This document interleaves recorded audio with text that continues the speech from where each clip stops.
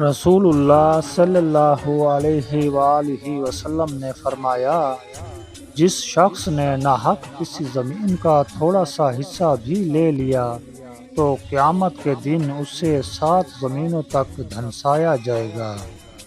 توبہ کا دروازہ کھلا ہے۔ رسول اللہ صلی اللہ علیہ وآلہ وسلم نے فرمایا، زنا کرنے والا جب زنا کرتا ہے تو وہ مومن نہیں رہتا، چور جب چوری کرتا ہے تو وہ مومن نہیں رہتا، شرابی جب شراب پیتا ہے تو وہ بھی مومن نہیں رہتا۔ پھر بھی ان سب آدمیوں کے لیے توبہ کا دروازہ بہرحال کھلا ہوا ہے۔ حضرت علی رضی اللہ تعالی عنہ نے فرمایا، انسانیت بہت بڑا خزانہ ہے، اسے لباس میں نہیں انسان میں تلاش کرو۔ جمعہ مبارک ماہ سفر کا آخری جمعہ ہے۔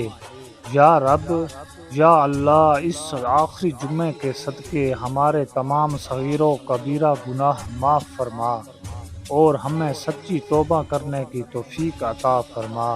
آمین یا رب العالمین۔